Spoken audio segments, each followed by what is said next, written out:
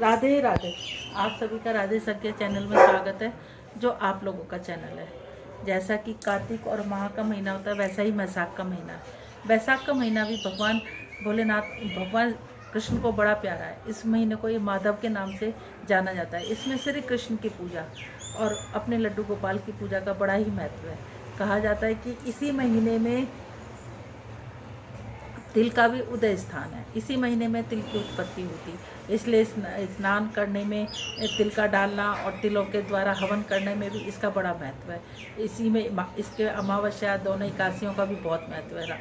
इसमें तुलसी की पूजा और साथ में तुलसी पत्र का भी भगवान को भगवान कृष्ण को चढ़ाने का बड़ा ही विधान है। कहा जाता है कि इस महीने की महत्व को कोई भी बखान नहीं कर सकता। जैसा कि आज तीसरा चौथा अध्याय है, क्योंकि कुछ कारणवश से मैं आपको पहले की 2 अध्याय बीच में दे दूँगी, नहीं दे पाई, इसलिए उसको दे रही हूँ। इसमें 2 कहानियों का महत्व बहुत ज़्यादा है। एक तो गणेश जी भगवान की तो हमें सर्वप्रथम करनी ही पड़ती है। दूसरा, सर्वप्रथम पूजनीय गणेश जी है, तो उनकी कहानी तो अनिवार्य है ही।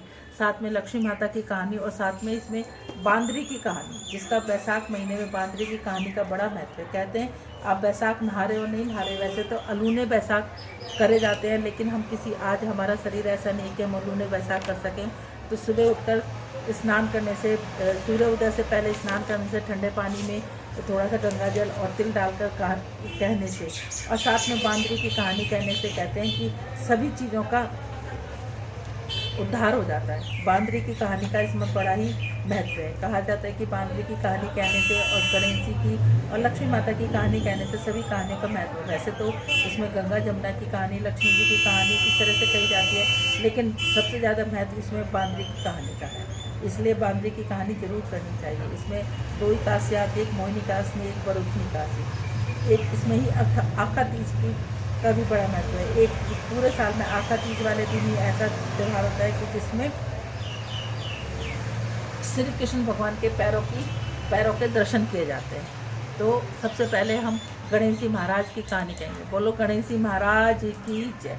एक राजा था, एक मेंढक मेंढकी थी। मेंढकी सुबह उठ कर एक मेंढक मेंढकी थी। मेंढकी गणेश जी महाराज का नाम लिया करती। मेंढक चिड़ा करता। मेंढक कहता तू तो पराय पुरुष का नाम लेती है। मेंढकी कहती वो पराय पुरुष का नाम नहीं, मैं तो चुटुक बिंदा महाराज का नाम लेती हूँ। एक दिन मेंढक को गुस्सा आ गया, जाके झोड़ में कूद गया। मेंढक की उसके पीछे पीछे चली गई। आया धोबी, उसने घड़े में पड़ लिया। मेंढक चले, मेंढकी ने चले। मेंढक बोला मैं तो चला, मैं तो मरा कि अपनी सुमंडे के ना सुमड़ ले। जब मेंढक कूदते जलने लगा, चुटुक बिंदा महाराज आओ, बैल का रूप दो, घड़े में सिंह मारो, मेरी जान बचाओ। चुटुक बिंदा महाराज आए, बैल का रूप दो, घड़े में सिंह मारो, जैसे इसकी जान बचाई। कहते सुनते हमारे और हमारे परिवार की सबकी जान बचाना। लक्ष्मी माता की कहानी। एक गरीब ब्राह्मण की लड़की पीपल नीचे खेल रही थी। पीपल में से आई आवाज, बहन सहेली बन जाए, सहेली बन। उसकी माँ ने पूछा बेटी क्या बात है, कि कुछ नहीं, कि कुछ तो बात है, क्या ऐसे पीपल के नीचे आवाज आती है। उसकी माँ समझ गई पीपल में लक्ष्मी माता रहती है। कहने लगी अब की बार आवाज आए तो कह दिया तू मेरी सहेली, मैं तेरी सहेली, दोनों सहेली बन गई। लक्ष्मी माता ने उसे अपने घर पे बुलाया, खाना खाती जाए सोचती है। लक्ष्मी माता का व्यवहार तो इतना बड़ा, कल उसको मैं क्या खिलाऊंगी पिलाऊंगी। लक्ष्मी माता उसके मन की बात ताड़ गई, कहने लगी चौमुखी दीवा लेकर छत पे बाल दियो, चील आएगी, चौमुखी दीवा तो ले जाएगी, हीरो का छोड़ जाएगी, जिसे बेचकर तुम अपने घर के दिल दर्द दूर करना। जैसे लक्ष्मी माता तुमने उसके घर के दिल दर्द दूर करे, वैसे ही मेरे घर के भी दिल दर्द दूर करना। बांदरी की कहानी। एक राजा बड़े सवेरे उठकर गंगा जी स्नान करने जाया करता, लेकिन वहीं पर एक पेड़ था, पेड़ के ऊपर बांदरी रहा करती। वो राजा के उठने से पहले ही स्नान कर लिया करती। उसके पानी के छींटे पड़े रहते, तो वो कहता कि इतने सवेरे उठ के कौन स्नान करता है। उसने राजा के सिपाहियों को लगा दिया कि देखो तो सही मेरे आने से पहले कौन स्नान करता है, अगर कोई स्त्री होगी तो मैं उसके साथ शादी कर दूँगा। उन्होंने कहा ठीक है। सिपाहियों ने देखा कि एक बांदरी आती है, सुबह सुबह स्नान करके चली जाती है। उन्होंने उससे कहा कि एक बांदरी आती है, उसके साथ स्नान करके चली जाती है। तो राजा ने अपने कहे अनुसार उस बांदरी से शादी कर ली। राजा की कोई संतान नहीं थी। इधर वो बैसाख में नहाया करती थी, इसलिए वो गर्भ से रह गई।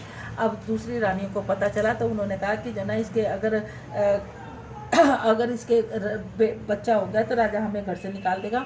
अब वो बांदरी ने राजा से कहा कि कल को मेरे दर्द होगा तो मैं क्या करूँगा। उसने घंटी बजा दी कि इस घंटी को बजा देना तो मैं चलाऊँगा। ठीक है। उसने रानियों ने देखा कि उसके महल से एक राजा के महल तक की घंटी बंधी हुई है, तो उन्होंने उससे कहा कि उससे पूछा बांदरी से घंटी कैसे, कि राजा ने कहा कि जब तुम्हारे बच्चा होने लगे तो घंटी बजा देना। उसने कहा पहले बजा के तो देख लो राजा आते कि नहीं आते। उसने कहा ठीक है। उसने वो घंटी बजाई। राजा आ गए कि क्या बच्चा हो गया, कि नहीं मैंने तो बजा के देखी, तुम आते नहीं आते। एक दिन बांदरी को दर्द उठने लग गए।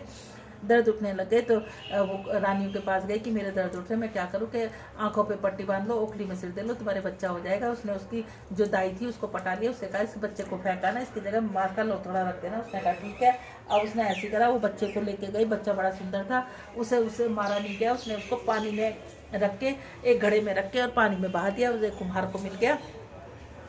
इधर राजा को घंटी बजाई, राजा को कहा गया कि इसके तो एक मास का लोथड़ा हुआ। उसने कहा जब मेरी रानी के नहीं हुआ तो बांदरी के कहाँ से होगा।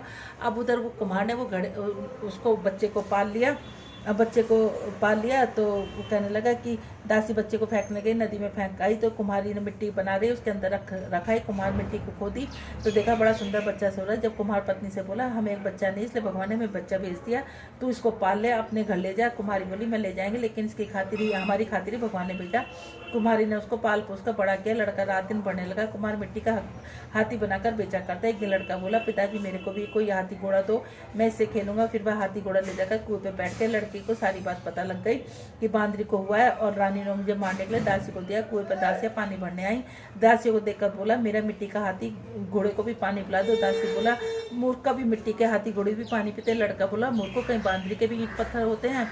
दासियों ने जाकर रानी से कहा कुमार का लड़का, उसने हमें यह बात कही है, घड़े पर कंकड़ी मार कर फोड़ दिया। तब रानी ने जाकर लड्डू तैयार किया, लड्डू उस लड़के को खिला दो। दूसरे दिन ये दासियां उस लड़के को लड्डू खिलाने गई। भगवान ने उस लड्डू को गोंदगिरी का लड्डू बना दिया। अगले दिन दासियों ने आकर देखा वे मरा नहीं है, खेलता फिर रहा है। इस पर रानी रूठ कर सो गई कि दादा जिसका रानी क्यों सो रही है। तब रानी ने जवाब दिया कुमार को हमारी बस्ती से निकाल दो। राजा ने कहा ये क्यों कड़वा बोलते हो। रानी ने जिद करके कुमार को निकलवा दिया। कुमार जंगल में रहने लगा। लड़का बोला पिताजी मेरे को 108 करवे और 108 गोले बना दो, ठंडे ठंडे ठंडे घड़े भर कर बैठ जाओ। गनगौर के लिए मिट्टी लेने के लिए बहुत सारी लड़कियां आई। रानी ने सावकानी भी आई, बगीचे में बैठकर खेलने लग गया। खेलते खेलते प्यास लगी तो लड़कियों ने लड़के से बोली हमें पानी पिला दे। वह लड़का बोला मेरे पास ये गोलियां हैं, इसे खाती जाओ और मेरे पीछे पीछे चलती जाओ। कई लड़कियों ने कहा हम तेरी गोली नहीं खाएंगे, हमें प्यास लगी तू खा ले। फिर वह एक लड़की आगे बढ़कर बैठ गई, एक एक करके गोली खा ली, ठंडा पानी पिया, चारों तरफ फिरने लगी। लड़कियों के पेट में गर्भ रह गए। लड़कियां मिट्टी लेकर घर गई तो उनके पीछे बाप ने ब्याह का साया निकलवाया, साया नहीं निकला। तब उसने कहा इसका ब्याह तो हो जाना चाहिए। बाद में लड़कियों ने किसी तरह घी घोबराए, कोई रोटी ना खाए, कोई उल्टी करे। सबने पूछा तुम्हारे क्या हो गया, मुझे तो पता नहीं, तुम्हें तो मिट्टी लेने गई थी। वहाँ कुमार के लड़के ने हमें एक गोली दी, पानी पिलाया और खुद बीच में बैठ गया और हमने उसके चारों तरफ चक्कर फिरा दिया। इस बात सुनकर बाप कुमार के लड़के के पास गया, हम अपनी लड़कियों का ब्याह तेरे साथ करेंगे।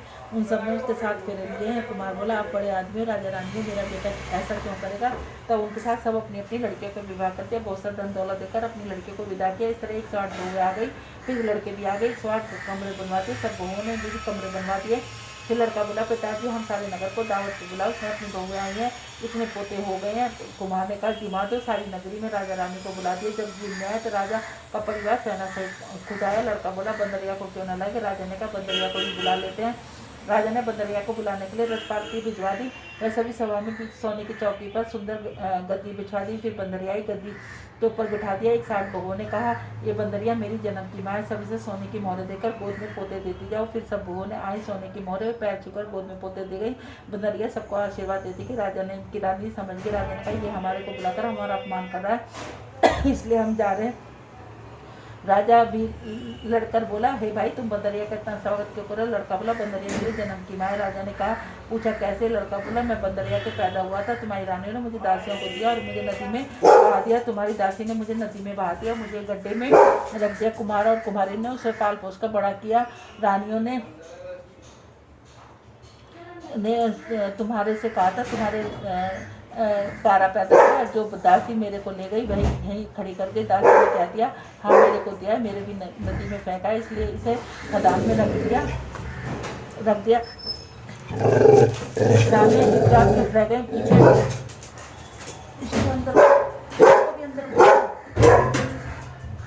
राजा रानी को छोड़ दिया, बंदरिया के साथ ले गए। साथ में पोतों को, बहुओं को, बेटों को साथ ले गया। बाजे बाजे से अपने घर ले गया। सबको अलग अलग महल बनवा दिया। सब वहाँ पर जाकर राज्य करने लगी।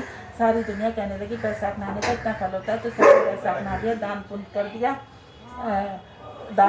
दिया। बाद में कुम्हार ने कहा मैं तेरे को जितना धन दिया है वह सब मन चाहे तो मेरे घर से उतर रह जा। तेरा मन को मैं तू अपने घर राजा, क्योंकि तूने बहुत बड़ा उपकार किया, फिर उसने बहुत सारा धन दिया। बंदरिया बैसाख में आई तो राजा जी का राज्य पाया, 108 पोते पाए। हे भगवान, जैसे बंदरिया को सुख संपत्ति दी वैसे सबको देना। जो इस कहानी को कहता सुनता है, भगवान की कृपा से उसकी सभी मनोकामना पूर्ण होती है। बोलो बैसाख महात्म की जय। श्रीमन नारायण नारायण नारायण, लक्ष्मी नारायण नारायण नारायण, तुलसी नारायण नारायण नारायण, श्रीमन नारायण नारायण नारायण। तीसरा और चौथा अध्याय मैं इसमें कह रही हूँ, और पहला और दूसरा अध्याय मैं डाल दूंगी, उसको आप बीच में सुन लेना। बैसाख में दान से पाप इस तरह नष्ट हो जाते हैं जैसे अग्नि के स्पर्श से कपूर जलकर अदृश्य हो जाता है। बैसाख में ब्राह्मण अथवा निर्धन व्यक्तियों को चारपाई, बिस्तर, तकिया दान देने से दान देने वाले का असीम मानसिक शांति मिलती है। दानवीर के कुल में संपन्नता बढ़ती है, इसमें समाज में यश व धन लाभ की प्राप्ति होती है। इसी प्रकार बैसाख माह में चटाई आसन का दान अपूर्व कल्याणकारी है। चटाई व आसन पर पानी का प्रभाव नहीं पड़ता, वे पानी से गीली नहीं होती, इससे एक झटका लगाने से पानी गायब हो जाता है। इसी प्रकार चटाई व आसन का दान देने से दानी व्यक्ति के कष्ट दूर हो जाते हैं। उसके जीवन में व्रत के प्रभाव से कष्ट ऐसे भाग जाते हैं जैसे चटाई पर पानी का प्रभाव हो जाता है। इसी प्रकार बैसाख माह में जल से भीगी चंपा व कुशा का दान श्रेष्ठ है। बैसाख में संक्रांति के दिवस केतकी, मल्लिका, सुपारी, सुगंधित द्रव्य, नारियल दान देने से मुक्त दायक है, वह कष्ट निवारण है। ऐसे दानी पुरुषों को अगला जन्म उच्च कुल में होता है। जो दानवीर ब्राह्मण यात्री के लिए विश्राम स्थल पर स्थायी रूप से यज्ञ, भजन, भोजन का प्रबंध कराता है, वह स्वर्ग का स्वामी बनता है। इसी प्रकार रास्ते में बाग, तालाब, बावड़ी निर्माण करवाना परम पुण्य का काम है। बैसाख माह में धर्म कर्म के साथ साथ महात्माओं को विद्वान का सत्संग करने से संतान सुख की प्राप्ति होती है। जिस परिवार में संतान है उसे बैसाख माह स्नान, यज्ञ, पूजन, सामर्थ्य के अनुसार दान धर्म करने से संतान का सुख प्राप्त होता है। बोलो बैसाख महात्म की जय। चौथा अध्याय। बैसाख माह में प्रभु भजन, पूजन, अर्चना का मास है, अतः इस माह में दिन में सोना वर्जित है। शरीर में तेल लगाना व बाल कटवाना भी वर्जित है। भक्त के लिए आवश्यक है कि प्रार्थना में, भक्ति में नहीं रहे, कांसे के बर्तन में भोजन नहीं करे, सात्विक भोजन भी ग्रहण करे। अतिथि भगवान का रूप होता है, अतः इस माह में अतिथि का यथाशक्ति सत्कार करे। बैसाख में अतिथि को ठंडे जल से स्वागत कर तथा यथाशक्ति भोजन, भजन व सत्कार करना ही आदर सूचक है। साथ ही कपटी, साधु, पाखंडी, गवार, पुजारी से दूर से बचे। वे अपने गलत उपदेश से स्वर्ग के स्थान पर नरक को घसीट देते हैं। बैसाख माह में समुद्र से मिलने वाली नदियों में स्नान करने से अति महत्व है। पवित्र नदी में स्नान करने से करोड़ों जन्म के पाप नष्ट हो जाते हैं। अतः शुभ बेला में सप्त गंगा अर्थात जानवी नदी, शुद्ध गंगा, कालंदी, यमुना, कावेरी, सरस्वती, त्रिवेणी, नर्मदा आदि नदियों में स्नान करें।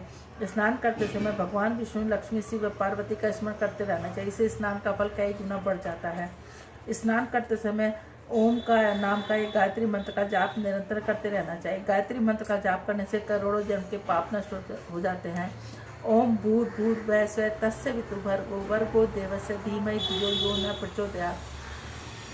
स्नान में संध्या पश्चात भूखों को भोजन कराएं। दान दरिद्र दान का महाकल्याण है। दान में न देने से दरिद्रता आती है। जो मनुष्य पाप के घोर नरक की ओर अग्रसर रहता है, दान करने से धन दिन दुगना रात चौगुना बढ़ता है। दानी व्यक्ति के परिवार में मंगल व कल्याण होता है। बैसाख माह में देवता विष्णु भगवान है। बैसाख के संक्रांति में स्नान का फल स्वर्णदायक है। स्नान करने के पश्चात भगवान को अर्घ करना व दान देना अति सुखदायक है। भगवान से नदी के सम्मुख प्रार्थना करें, हे प्रभु, हे पवित्र नदी में पवित्र तीर्थ स्थल पर अर्घ करता हूँ, स्वीकार करें, ग्रहण करें, मेरे कष्ट दूर करें। मैं कर्म के प्रति गतिशील हूँ, आलस से दूर रहूँगा। मैं मेरे परिवार की उन्नति करें। तत्पश्चात तुलसी दल फूल के साथ भगवान का पूजन करें। भक्त के अनंत जन्म के पाप नष्ट हो जाते हैं तथा विष्णु भगवान के अनुकंपा से प्रति मुक्त हो जाता है। मन में कपट, तन में क्रोध, दूसरों के प्रति घृणा युक्त विचार नरक तुल्य है। निष्कपट पूजा व सद्विचार मुक्ति सूचक है। बैसाख माह के व्रत करने से पिछले जन्मों के पाप नष्ट हो जाते हैं, भक्त को कल्याण मिलता है। बोलो बैसाख माह की जय। श्रीमन नारायण नारायण नारायण, लक्ष्मी नारायण नारायण नारायण, तुलसी नारायण नारायण नारायण, श्रीमन नारायण नारायण नारायण। हे नाथ नारायण वासुदेवा, हे नाथ नारायण वासुदेवा, हे नाथ नारायण वासुदेवा, हे नाथ नारायण वासुदेवा, हे नाथ नारायण वासुदेवा। बोलो राधे राधे। यदि आप सब लोगों को हमारा चैनल अच्छा लगता है तो इसको ज़्यादा से ज़्यादा लाइक करें, अपने दोस्तों के साथ ज़्यादा से ज़्यादा शेयर करें, नए हैं तो सब्सक्राइब करें और बेल आइकन को ज़रूर दबाएं। अब आपको डेली की डेली ये बैसाख का महात्म, कौन सी तिथि पे क्या दान पुण्य है, वो एक दिन पहले से ही आप सब लोगों को मिलनी शुरू हो जाएंगे। पहला या और दूसरा अध्याय जो रह गया है वो मैं अब आगे कल डाल दूंगी, 2 कॉपियाँ डाल दूंगी, तो आपको पहला और दूसरा अध्याय भी मिल जाएगा। बोलो राधे राधे।